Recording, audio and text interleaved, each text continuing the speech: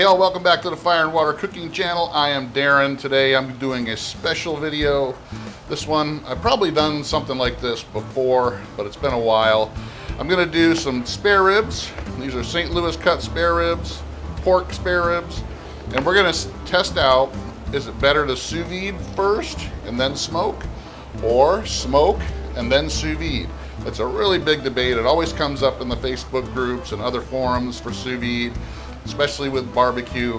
There's people on one side that love to sous vide first. There's others on the other side that want to smoke everything first because they think it penetrates deep in the meat. But we're going to do both today and show you which one's better. And we're going to kind of explain why sous vide works great for things like this with barbecue and all that. So I'll be right back. Smoking, grilling, getting hot and hotter. Sous vide and chilling from fire and water.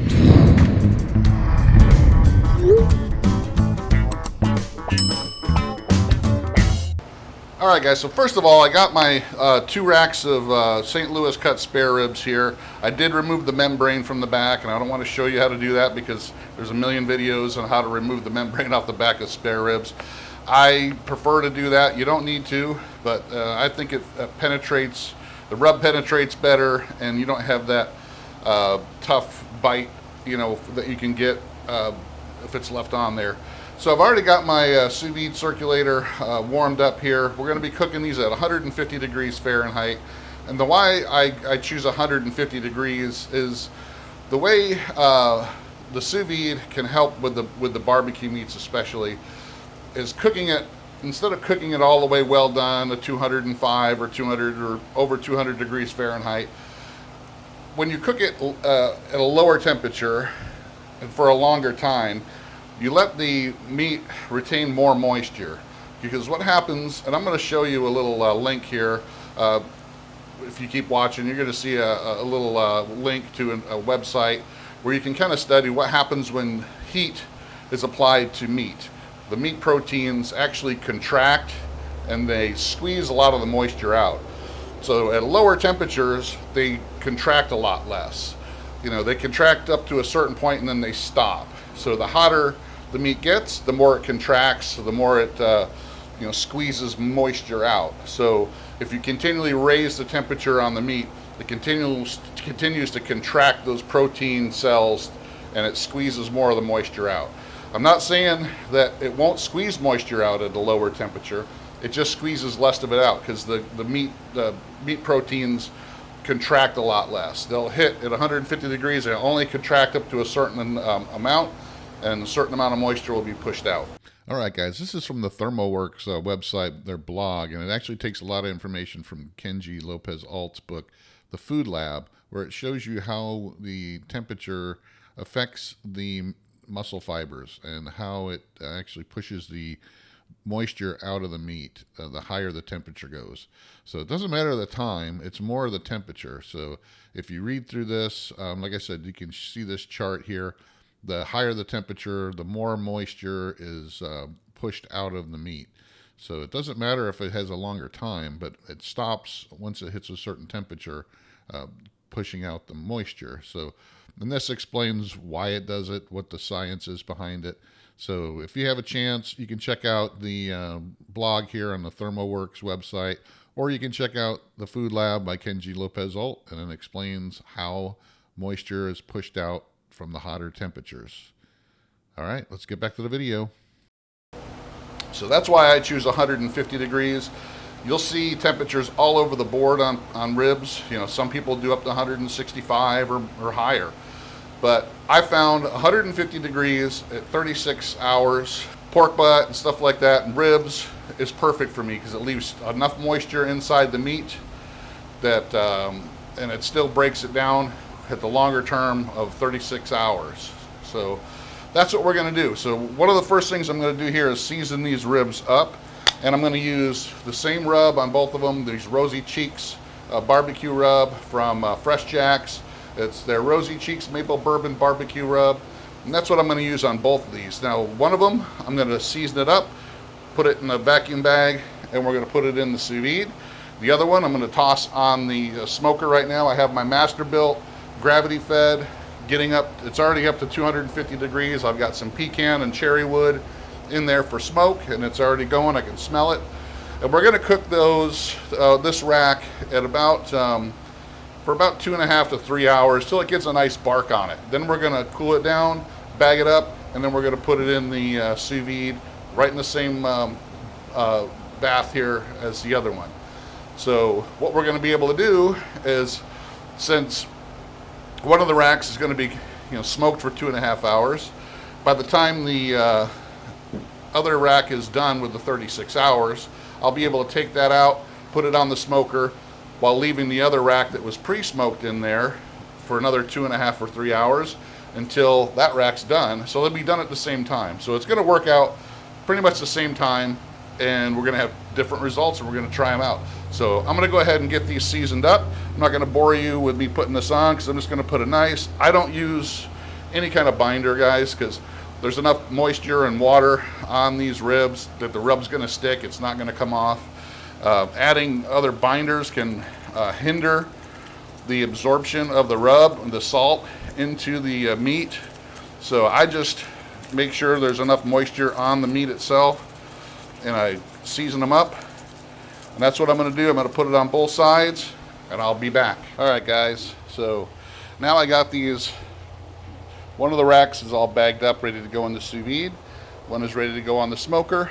Now you can actually do these overnight. You can season them up overnight first if you want to, so they can brine a little bit, get a little bit of that salt deep into the meat. The ones that are gonna go in the sous vide right away, the low temperature cooking of the sous vide bath's actually gonna speed up the brining process. So it's really not really necessary. If you're gonna sous vide cook something for especially a long period of time, there's no really need to pre-brine it or dry brine it. It's gonna get brined pretty deep when you put it in the sous vide.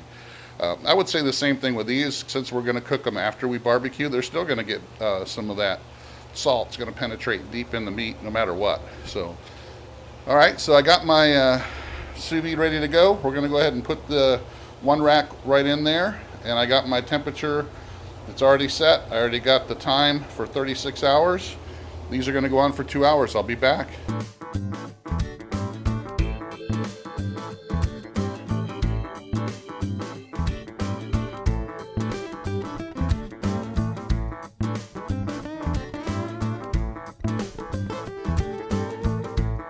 Hi guys, it's been right at 2.5 hours at 250 with a little bit of pecan and cherry wood on here. We're going to go ahead and take these off. As you can see, we got a little bit of color. I did spritz them a couple times with some just some water to attract some more smoke to them. So we should have a pretty decent amount of smoke. Got some good color.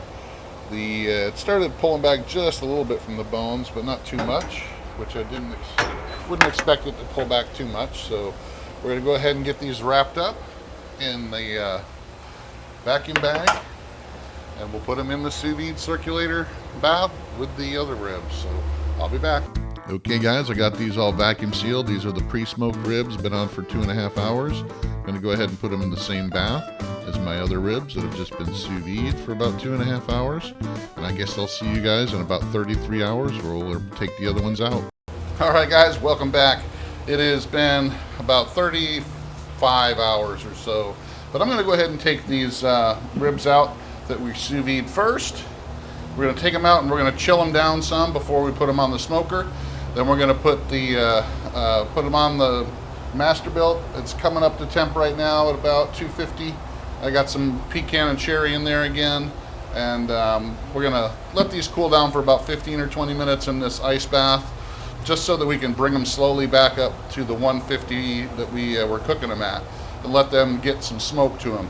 Now we're going to put these on wet so that they attract some more smoke, and we might spritz them once or twice when they're in there, once they get dried out, just to attract some more smoke to them.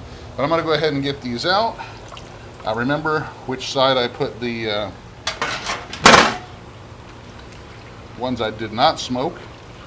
So as you can tell, they look like they're cooked pretty good. So that rub is cooked in there pretty good. They've pulled back from the bone some. I'm going to go ahead and get these in this ice bath. Chill these down, like I said, about 15 or 20 minutes.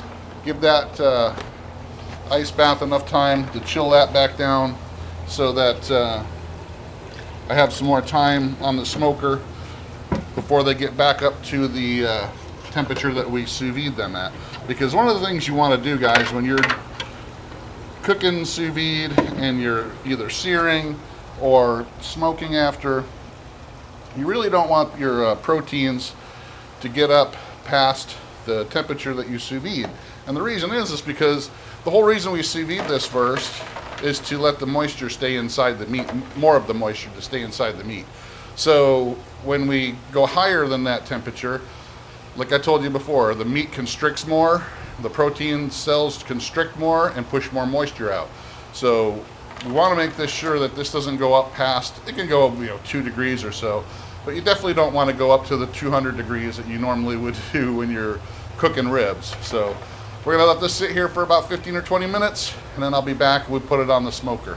All right, guys, I took those out of the bag, put a little bit more of the seasoning on there, and then I stuck them on my smoker here.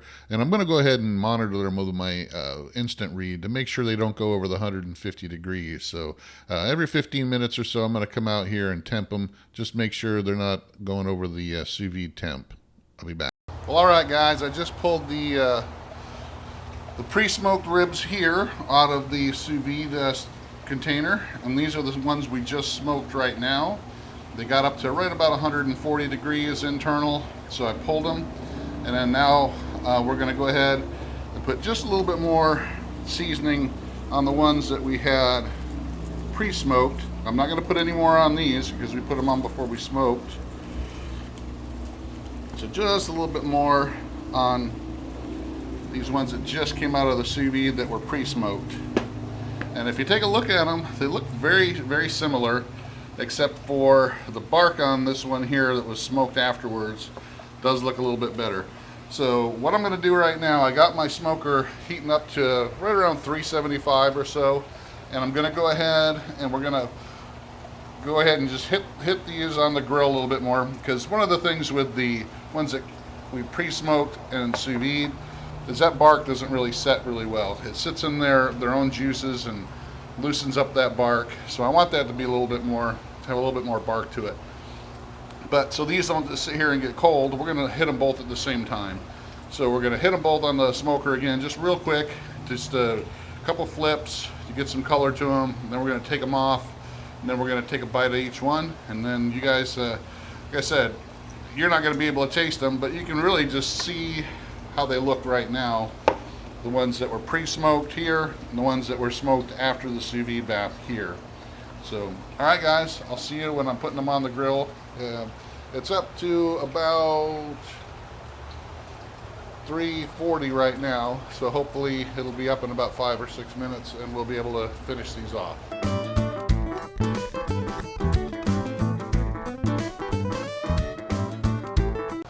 Okay, guys, here we go. Just gonna want to show you. I know which one's which because this one here had this weird little bone here at the end. That was my ones that I sous vide first and smoked after, and these are my pre-smoked ribs. So just about 4 or 5 minutes on the about 385 or so on that grill. So just to get a little bit more color on these here.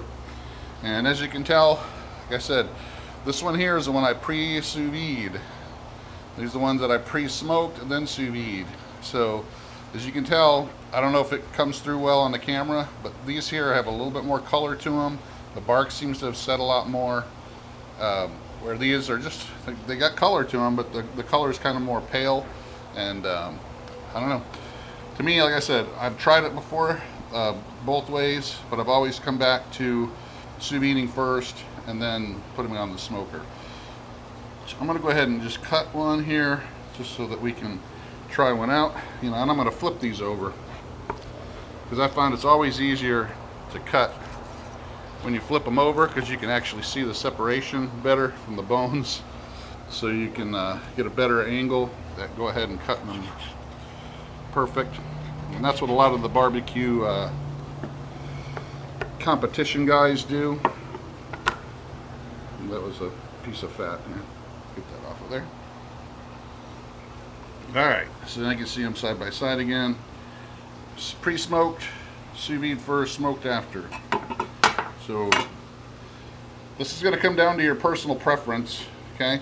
This is what they look like when they're sous vide first and then smoked after. You can tell there's not a lot of smoke ring because it pretty much was cooked by the time it went on the smoker. But to me, the smoke sticks to the surface, and that's where you're going to get most of your smoke flavor anyway. Now these are the pre-smoked ones, and you can tell it does have a little bit more smoke ring, but that doesn't indicate there's more smoke in these, that's for sure. So there's a lot of science based about that. So alright guys, so that's what they look like up against each other. Now we're going to go ahead and taste it. The smoked afterwards. Super tender, comes right off the bone. Plenty of smoke flavor to it. Great taste of that rub. Comes right off the bone. Really super juicy. I'm gonna eat this whole rib.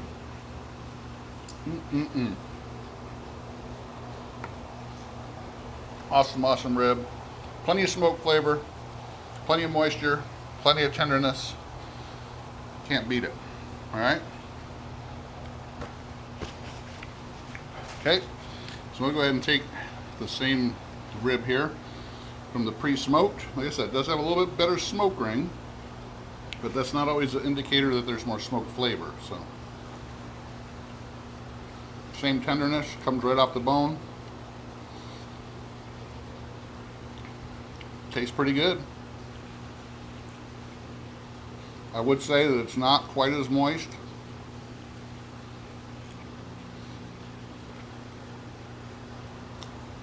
And there's not much smoke flavor. It's a good rib, but this has more smoke flavor.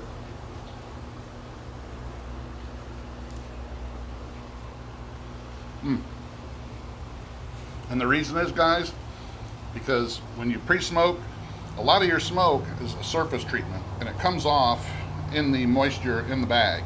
So you're leaving a lot of your smoke inside the bag that you worked hard to build before you put it in the sous vide bag. When you smoke after, you're actually not wiping any of that bark off. You're not getting any of that smoke out off of your ribs. You're actually putting it on wet. You're attracting smoke to it. You can spritz it a couple times, attract more smoke to it, and you're going to keep more smoke on the ribs itself. So there you have it, guys. Thanks for following. Make sure you follow the Fire and Water Cooking channel on YouTube. Make sure you follow on the Fire and Water Cooking podcast, everywhere I am. Hey all, if you're interested in learning more about the science on why smoking after sous vide is a little bit better than smoking before sous vide, check out the link below with a couple articles from AmazingRibs.com talking about how smoke interacts with meat and what the smoke ring is and all that, showing you that the smoke is more of a surface treatment, does not penetrate deep into the meat like some people think. I'll see you again on the next video.